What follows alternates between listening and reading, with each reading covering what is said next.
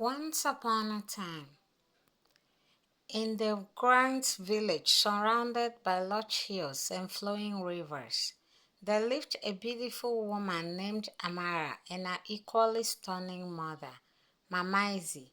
The two shared an unbreakable bond, united not only by their beauty but also by their resilience.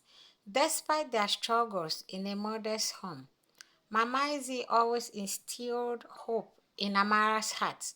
My daughter, you are destined for greatness.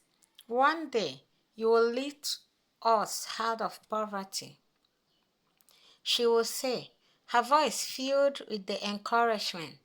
Amara was intelligent, consistently topping her class at the small community secondary school.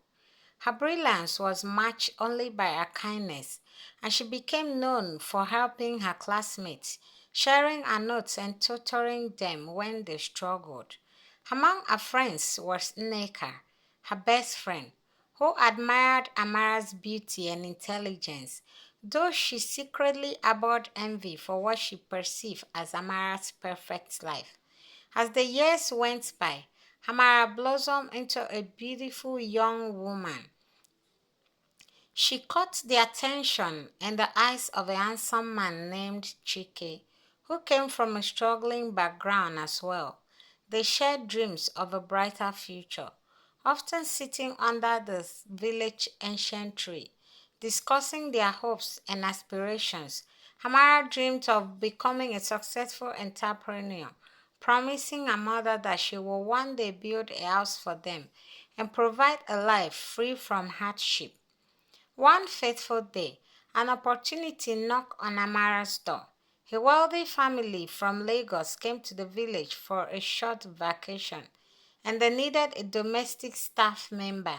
Mama Izzy encouraged Amara to apply, believing this could be a chance.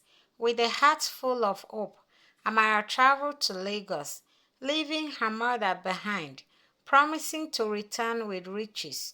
In Lagos, Amara worked diligently for Mama Ngozi, a kind woman who recognized her hard work and dedication. The two formed a close bond, and one night, after listening to Amara's story of ambition and love for her family, Madam Ngozi surprised her by preparing the necessary documents to send Amara abroad for better opportunities. Amara was overjoyed. She had always dreamt of traveling to foreign lands, and now it seemed her dreams were coming true. She bid farewell to Madame Ngozi, promising to make her proud. Arriving in London, Amara faced a chilling reality. The cold weather was a stark contrast to our warm village, and the beautiful city felt alien. She was assigned to a host family, but they were cruel and dismissive. The woman of the house often mistreated her, barking orders and degrading her at every turn. After months of enduring their abuse, Amara found herself thrown out onto the streets, alone and frightened.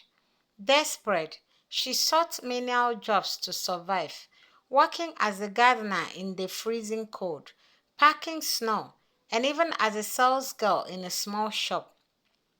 Despite the hardships, she kept her spirit alive, reminding herself of her dreams of providing for her mother and Chike.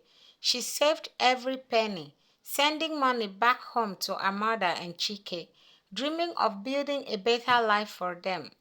Meanwhile, back in the village, Amara's absence went unnoticed. Nneka, her best friend, had taken it upon herself to fill the void left by Amara with Chike. She began to weave a web of deceit. They pretended to support Mama Izzy, while secretly using Amara's remittance to build a lavish home and start a business for themselves, all while they telling Mama Izzy that Amara had forgotten them. As the years passed, Amara labored tirelessly in London, convinced that a sacrifice would lead to a brighter future. She imagined a mother living comfortably in a house of their own, while Chike awaited her return with open arms. Little did she know that the very people she trusted had turned her dreams into a nightmare. After 6 grueling years, Hamara returned to Nigeria, her heart full of excitement and anxiety. However, her joy quickly turned to despair as she found her mother living in a dilapidated apartment, malnourished and alone. Mama, she cried, rushing to embrace her. But Mama Isy's eyes held sadness and she revealed the heartbreaking truth. Chike and Nneka, they said you abandoned us. Mama Izzy wept. They built a mansion with your money, and I was left here to suffer. The betrayal struck Amara like a lightning bolt. She felt as if her heart had been torn from her chest. She had sacrificed everything for them, only to return to this nightmare. Her dreams of a happy reunion shattered, and she confronted Nneka and Chike, demanding answers. When Amara confronted Nneka, she was met with cold indifference. You have nothing to blame us for. Amara, you choose to leave. Nneka sneered. Chike, now ensnared by Nneka's charms, stood by her side, silent and unrepentant. They had turned her love into a weapon against her. Devastated, Amara returned to her mother, tears streaming down her face. Together, they lived in a single room, struggling to make ends meet. Amara opened a small restaurant with the little money she had brought back. Night after night, she would cry herself to sleep, cursing Nneka and Chike for their betrayal. Vengeance is of the Lord, she whispered, her heart heavy with pain. One day, Amara received a desperate call from Nneka. Amara, please come quickly. I'm pregnant and I need your help. Chike has lost all his contracts and we are in dire straits. Reluctantly, Amara agreed to help. She couldn't deny the deep seated need for closure. When she arrived at their home, the stark contrast between her humble life and their opulence hit her hard. Nneka, visibly distressed, broke down, confessing everything. We were wrong. I was envious and jealous of you. You are a good woman. I don't know why I did this. I know it's hard to trust people. This is why people no longer send money abroad home. I was just jealous of you. We took your money and betrayed you. I am so sorry. Please find it in your heart to forgive me. Chike too admitted his guilt. I let Neka manipulated me. No, I mean, I'm sorry. There's nothing I could say. I was just jealous and envious of you, that you, a woman, will own everything, and I will just be under your beck and call. I should have stood by you, Amara. Please forgive us. In that moment, Amara felt the weight of her pain. She had longed for their acknowledgement, but the heart ran deep. Yet, looking into their eyes, she saw two broken souls, trapped by their own mistakes. I can't forget what you did to me. Amara replied softly, tears in her eyes. I trusted both of you. I loved you with all my heart, Chike, and I trust and love you like a sister. But what you did to me is so painful. You let my mother suffer. Do you know the pain I went through abroad? Do you know what I had to pass through? I sleep under snow, under the bridge.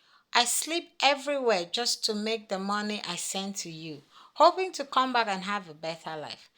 I will choose to forgive you, but I will not let anger consume me. With that, she walked away, knowing that while she scarce will remain, she was no longer a prisoner of their betrayal. Amara returned home with her mother, embracing the chance to rebuild their lives. She took over Nneka's abandoned business, transforming it into a thriving restaurant that became popular in the city of Lagos. As time passed, Hamara and Mama Izzy lived and life began to flourish. They moved into a larger apartment in Lagos, filled with light and love. Amara poured her heart into her work, creating a warm atmosphere in the restaurant that attracted customers from all over. One day, while working in the kitchen, Amara received a surprise visit from Madame Ngozi, her former employer. I heard about your success and came to see you, Madame Ngozi said, beaming with pride. You have truly come a long way, Amara. With Madame Ngozi's encouragement, Amara expanded her restaurant and began hiring young women from her village, offering them opportunities to work and build their futures. She became a mentor, inspiring others to pursue their dreams, just as she had once done. Meanwhile, Nneka and Chike, having lost everything, returned to the village. They were haunted by their decisions and faced the scorn of the community for their betrayal. The life they built on Amara's sacrifices grumbled, leaving them with nothing but regret.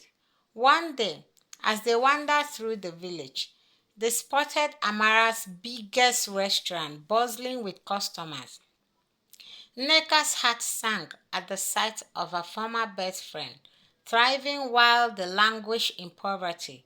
Overwhelmed with guilt, she reached out to Amara, asking for forgiveness once more. Amara, now strong and confident, looked at them with compassion. I have forgiven you, she said, but we can't go back. I have built a new life and I wish you both the best. May you learn from your mistakes. As the years passed, Hamara continued to flourish and her restaurant became a symbol of resilience in the village. Mama Izzy's health improves and they often reminisce about the hardships they had faced. You've made me proud, my daughter. I knew you will become great, Mama Izzy will say, her eyes glistening with tears of joy. Amara never forgot her journey or the lessons she learned. She became a beacon of hope for many young women in her community, empowering them to chase their dreams.